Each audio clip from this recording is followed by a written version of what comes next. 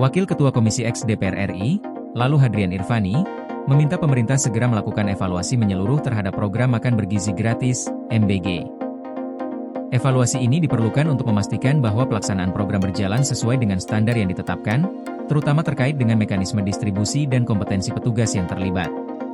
Lalu menekankan pentingnya evaluasi yang mencakup beberapa aspek, seperti mekanisme pelaksanaan, pengawasan, serta kompetensi petugas distribusi.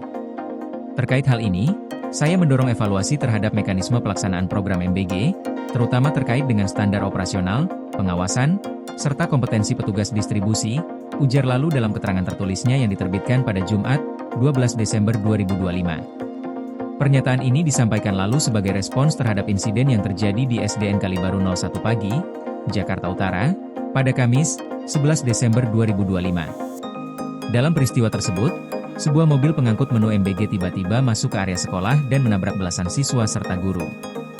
Kejadian ini terjadi sekitar pukul 6.30 WIB pagi, saat para siswa tengah berdiri di lapangan sekolah.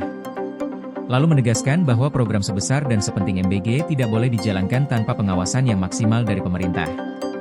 Menurutnya, program ini harus dilakukan dengan pengawasan yang benar-benar matang, demi memastikan keselamatan peserta didik dan guru di lingkungan sekolah. Program sebesar dan sepenting ini tidak boleh berjalan tanpa memastikan keamanan maksimal bagi peserta didik, ungkapnya. Selain itu, lalu juga mengungkapkan keprihatinan mendalam atas insiden tersebut dan menyampaikan belasungkawa kepada seluruh siswa dan guru yang menjadi korban. Ia mengingatkan bahwa keselamatan anak-anak dan guru di lingkungan sekolah adalah prioritas yang tidak dapat dinegosiasikan. Oleh karena itu, insiden ini harus menjadi perhatian serius semua pihak, terutama pemerintah, agar kejadian serupa tidak terulang di masa depan. Keselamatan anak-anak dan guru di sekolah adalah hal yang tidak bisa ditawar.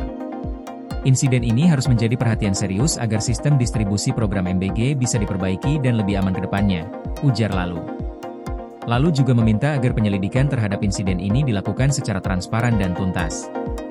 Ia ingin memastikan apakah ada kelalaian atau pelanggaran prosedur dalam proses distribusi menu MBG yang menyebabkan mobil tersebut nyelonong masuk ke area sekolah. Ia meminta agar proses penyelidikan ini dapat membuka tabir apa yang sebenarnya terjadi dan siapa yang bertanggung jawab atas kejadian tersebut. Penyelidikan harus dilakukan secara transparan dan tuntas, agar jelas apakah terdapat kelalaian atau pelanggaran prosedur dalam proses distribusi, ujarnya. Selain itu, lalu menekankan pentingnya agar pemerintah dan pihak terkait bertanggung jawab penuh atas peristiwa ini. Ia meminta agar perbaikan sistem dilakukan dengan serius agar kejadian serupa tidak terulang di sekolah manapun. Kami meminta pemerintah dan pihak terkait bertanggung jawab serta segera memperbaiki sistem agar kejadian serupa tidak terulang di sekolah manapun, tegas lalu. Insiden kecelakaan yang melibatkan mobil pengangkut menu MBG di SDN Kalibaru 01 Pagi, Jakarta Utara, menyebabkan 20 orang terluka, termasuk siswa dan guru. Dari jumlah tersebut, 19 orang masih dirawat di 2 rumah sakit yang berbeda. Sopir mobil yang terlibat dalam kecelakaan ini telah diamankan dan mengaku salah injak pedal, yang menyebabkan mobil meluncur tanpa terkendali dan menabrak para siswa serta guru yang berada di lapangan.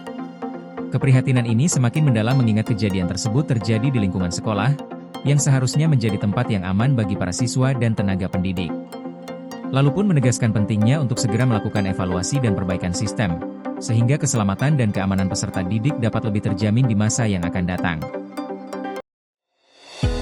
Koordinasi PLN dengan TNGL jelang Hari Kesaktian Pancasila.